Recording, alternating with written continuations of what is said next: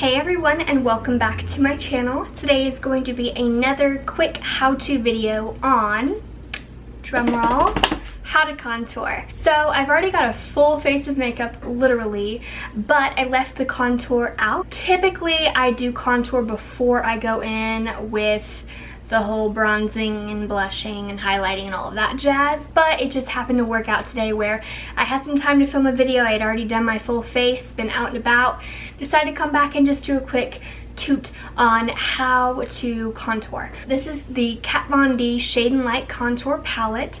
I love this palette so much. It has such beautiful, cool toned contour shades in it. They don't have to be cool, but they typically are. So it all just depends on skin tone and skin base. And because I have such fair skin, I don't typically use either one of these. I love this palette though because I like to do makeup on other people. So if you are in the same boat and love doing makeup on other people, you're a makeup artist or just freelance or whatever, I highly recommend this palette because it will go, you can use it on so many different skin tones. Today I'm just going to be sticking with this baby right here, which is the lightest shade in the palette. I'm also going to be going in with a powder to bake, and I'll go into this in just a second. I'm using the LarisMarieMakeup translucent loose powder to do this. The reason I like this powder is because even though it says translucent, it does have a little bit of a brightening effect in it. Really any loose powder will do, but the LarisMarieMakeup is just the bomb for the whole baking thing. I do not typically bake with this under my eyes because I do find it is very drying, and I already have dry skin, so it really accentuates the dryness under my eyes, but I will bake under my contour with this. And I'm going to be using two brushes. One is my contour brush. This is the C405 contour brush from Crown. I've been using it a lot lately and I actually really like it. Not super dense, but it's not super fluffy, and it's just, like I said, the right amount of density to really give you a nice precise line. I also love the fact that it's angled, so again, it really kind of carves out your cheekbones perfectly. And this brush is just my typical brush that I use for bronzer application. It doesn't have a name or number on it, but it is from the Morphe vegan collection, of course. Okay, so I just zoomed you guys in just a tad so you can see a little bit more clearly what exactly I'm doing. Let's look at my face right now. I've got, like I said, a ton of highlight on, I've got blush, and I've got some bronzer, but you really don't see much definition in my cheekbone. So in order to get that nice definition, that's really what contour is about. I also have a very round shaped face, so I like to use contour to kind of chisel my cheekbones a little bit more to make my face look a little bit slimmer and thin. By the way, of course, as in every video, my cat is doing something obnoxious, and he again is behind the blinds making all sorts of ruckus, so if you hear anything, I apologize. It is auto. Okay, we're gonna go ahead and start off with my contour and my contour brush. I'm going in with just a little dabble, not too much starting off. You don't want to go in with a very heavy amount, and just, you can basically build on your contour, but you can't take away your contour, if you know what I'm saying. I mean, you can always blend it out, but it's going to still just be heavy. So just go in with a light hand at the first initial pickup of that shade. And I usually just like to pick it up on one side of the brush, although right now it's on both because I mix and matched, but typically I pick it up on one side of the brush. Okay, so let me just dust it off and try it again. Tap it off. You'll see some powder falling out as you tap. That just means that when you go to put on that contour, when you go to apply that contour, you're not going to have excess powder falling down. So just tap out all the excess you can. So what I do, and by the way, I'm going to be using just my little compact right here just to see myself a little better. So what I like to do is just kind of, you can feel exactly where you're going to be applying. So you've got your cheekbone, and then you've got that little hollow. It kind of dips in, and it typically extends from the, you know, top section of your ear, and it extends down. So I'm going to be going right there, right underneath my cheekbone, and applying that contour shade.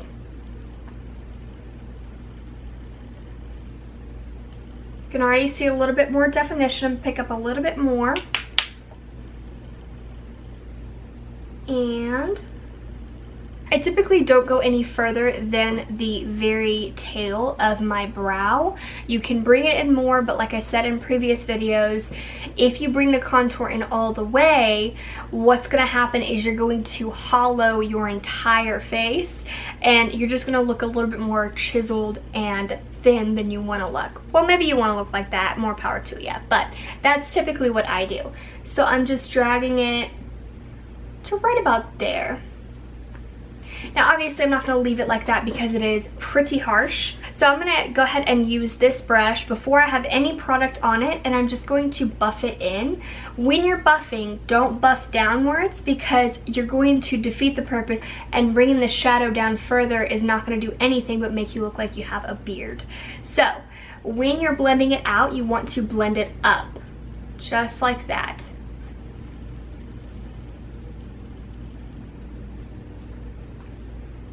I did have some bronzer on earlier today on my neck, but it obviously has faded. So I'm going to apply some bronzer now to my neck, just to try and blend it in a little bit more. You know what I noticed though? Like when I apply primer onto my face stays all day, but then I also am dragging my foundation and my bronzer down my neck, and I don't prime my neck, so it doesn't stay. So I don't know. Maybe we should all start priming our necks? Is that weird? I have no idea. It seems a little weird to me, a little excessive. But, you know, sometimes you gotta do what you gotta do. Okay, so now it's a little bit better, a little bit more bronzed. Something else you can do is, if you're using a brush that's a little bit more wider than you want it to be, if your brush isn't quite as thin as the contour you're trying to create, you can kind of tweak your brush a little bit by squeezing it. Sometimes I do that with my other brushes. I don't know why I just stuck this into my highlight. Like, am I gonna be contouring with my champagne pop?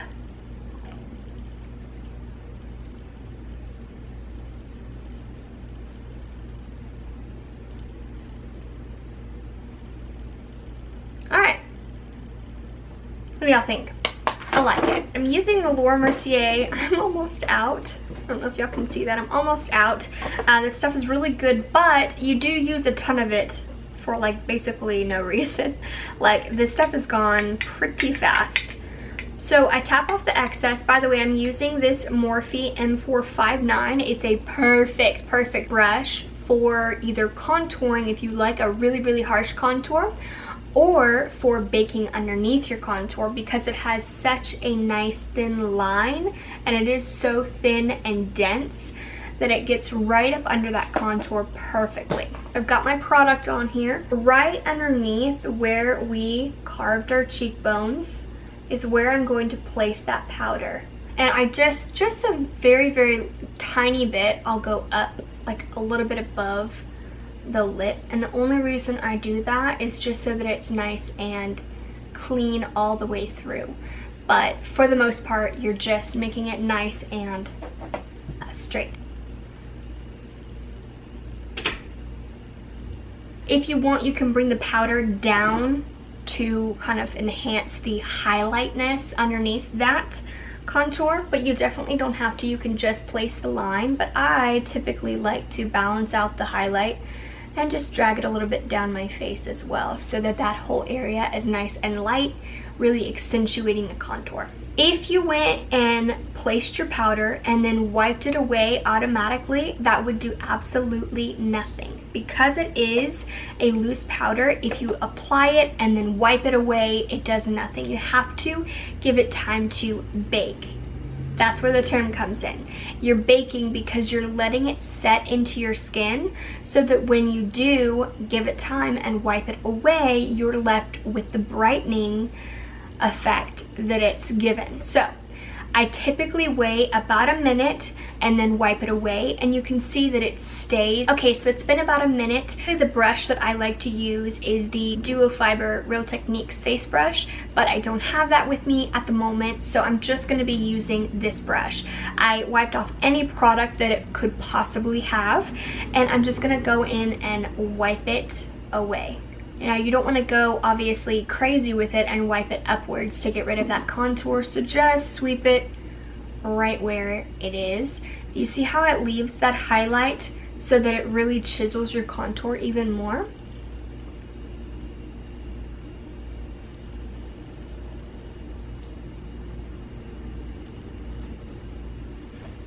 If you want, you can also spray a setting spray, which is really going to help solidify the powder and melt it into your skin instead of looking powdery. Thanks you guys so much for watching. I hope you enjoyed, learned some new things, and I'm just loving this contoured look right now. Please leave me a comment down below and let me know if you want to see anything next. Like this video, subscribe, and I will see you in my next video.